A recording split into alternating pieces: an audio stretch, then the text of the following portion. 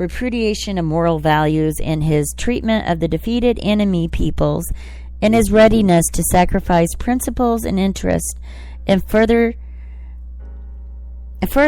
of his, quote, great design, end quote, had become fully apparent.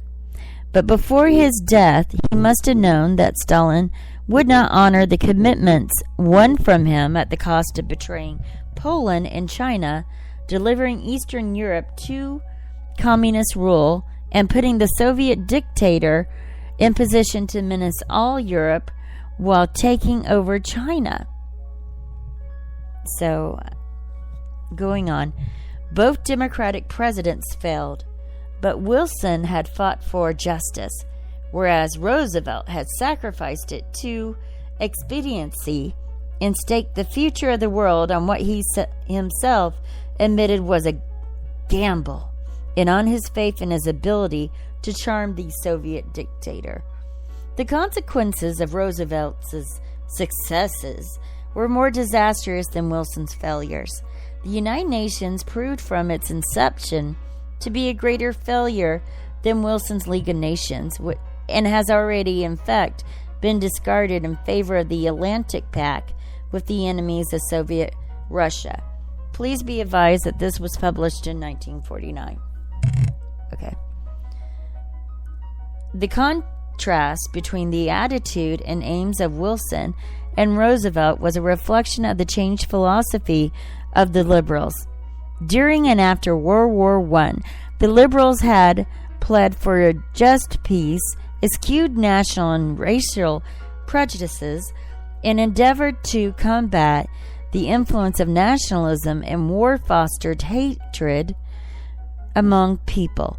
But during and after World War II, so-called liberals and progressives took the lead in demanding the crucifixion of the whole German people.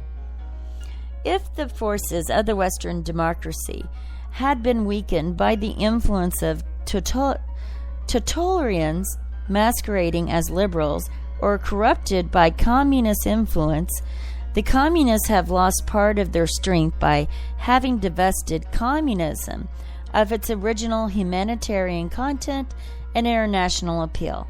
None but the ignorant, the blind, and a few self-seeking men of large ambition and little talent now believe that communism offers mankind a more just social order or greater equality between men, nation, and races. The differences in the attitude and policies of the communists today and 20 years ago, this being 1949, is best illustrated by their behavior towards Germany. Here the contrast between past and present attitudes and professed ideals and present practices is most clearly displayed. In 1917, Lenin proclaimed the unity of the workers of the world, denounced the war as an imperialistic struggle, and offered the hand of friendship to both German people while repudiating the nationalist war aims of both the Tsarist and Kerensky's governments. Under his leadership, the communists were internationalists in both theory and practice. They had no more enmity towards the German people than toward any other, because they regarded the masses in every country as victims of capitalist tyranny and imperialistic ambition. A quarter of a century later, Stalin, having built on the foundations laid by Lenin, but with a totally different conception of the structure which was to be erected, had transformed Russia into a nationalist socialist state, and was wreaking a terrible vengeance on the whole German people for having followed its own national socialist leaders instead of Russia's. And whereas Lenin had renounced all the territory ambition of the Tsars, Stalin was demanding all and more than they had ever dreamed of acquiring in Europe and Asia. The generation of communism and of democracy having proceeded on parallel lines, it was natural that the Western powers and Soviet Russia could agree upon one thing: vengeance upon their defeated enemies. Communism, having become a synonym for the interests of the rulers of Russia, and democracy having succumbed to the insidious poison of the national hatred, the victors of World War II combined to despoil and enslave the Germans. Whereas hatred is a powerful weapon in the hands of the communists, it defibrillates the enemies of tyranny. Our hands have been tied by our intimate association with the tyrants whose only quarrel with Hitler was his refusal to make common cause with Russia's National Socialists. One moment.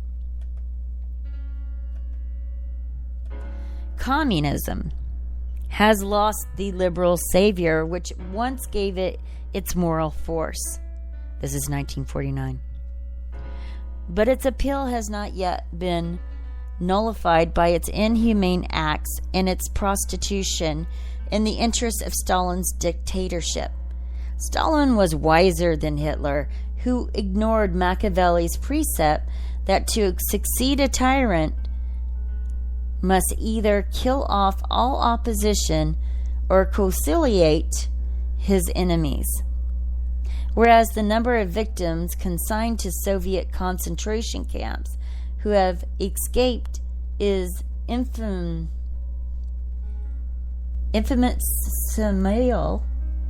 small, many Jews and Democrats who have either suffered in Hitler's prisons or had friends or relatives in them were allowed to go abroad and tell the world about Nazi atrocities. Hence the widespread knowledge of Nazi crimes and the little information in democratic countries concerning the torture and death of the millions and victims of communist tyranny. Because Hitler was a little less ruthless or efficient than Stalin in exterminating his enemies, the atrocities committed by the Soviet government are far less widely known than the record of Nazi crime. This is one reason why the echo of communism, original humanitarian and international appeal, still evokes a response among idealists who know nothing and refuse to learn anything about Stalin's Russia. But the main appeal of communism today is to most irrationally and destructive impulses to which human nature is heir.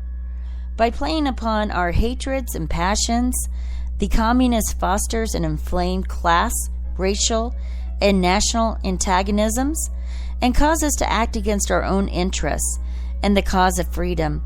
Since the war's end, they have been successful in propagating the idea that mercy, justice, charity, and goodwill are signs of fascist sympathies. Years ago, when I went to go live in the Soviet Union, the communist attitude toward humane behavior was first revealed to me by the notice I read in Chpt under the portrait of a certain Russian general who commanded the Tsar's troops in the Crimean War. General X was a most dangerous enemy of the working class. By treating his soldiers kindly, he sought to dull their class consciousness. End quote. Wow. Since the communist aim is to perpetuate or create the condition of chaos and misery which alone can give them the opportunity to seize power, it is natural that they should not only oppose the Marshall Plan, but also exert their influence to exacerbate the old hatreds and resentments which keep their enemies divided. One moment. The best and wisest of the Jewish people cannot be seduced by the communist appeal to the natural but irrational desire to exact retribution from all Germans for the murder and torture of their race by the Nazis. Intelligent and liberal Jews have been among the leading opponents of the communists, and have rejected the communist conception of collective guilt and punishment of innocent and guilty alike. But being human, many Jews are as putty in the hands of the communists, who appeal to their desire for revenge in order to soften up Europe for Soviet conquest.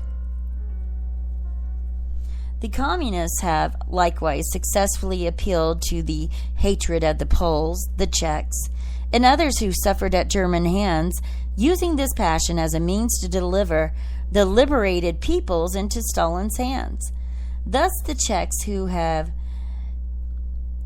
expropriated and expelled the 3 million people of the Sudetenland, expropriated and expelled the 3 million people of the Sudetenland, are today themselves being converted into Stalin's serfs in their own country.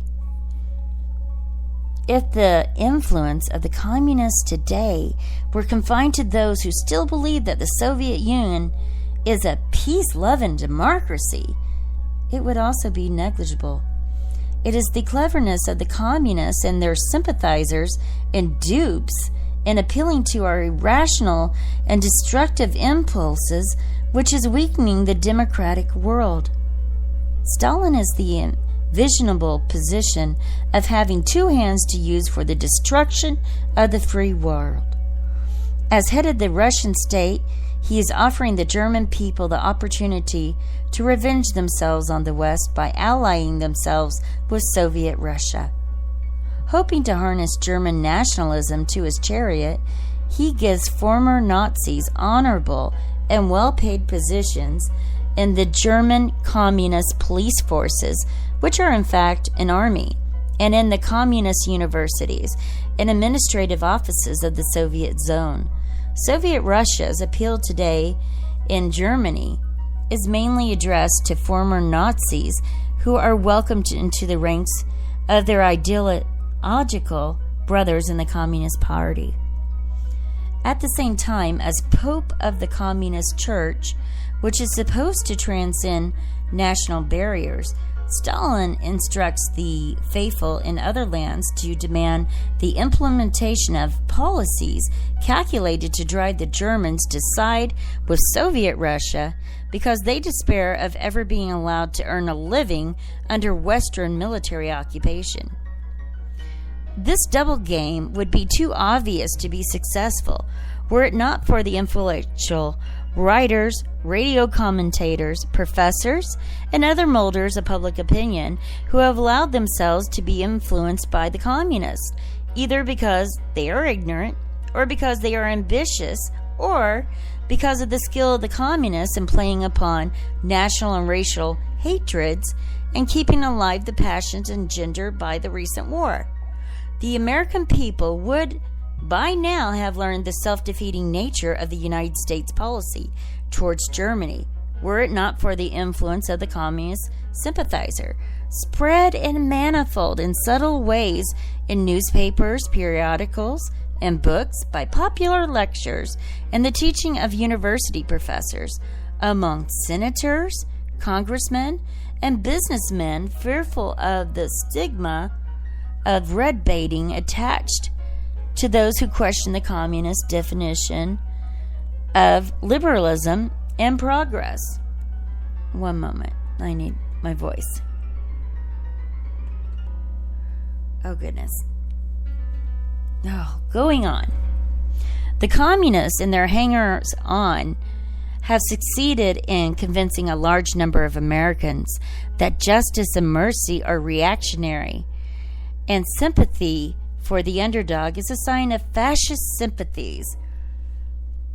They are almost succeeded in convincing a majority of Americans that vengeance on the defeated, even at the cost of imposing a crushing burden on the American taxpayer, is the way to secure peace. Communist influence, so strong in the Roosevelt era, has been largely responsible for our treatment of Germany, and our repetition in the exaggerated form of the mistakes made by France and England after World War I. Nor is the influence now dead in spite of the growing awareness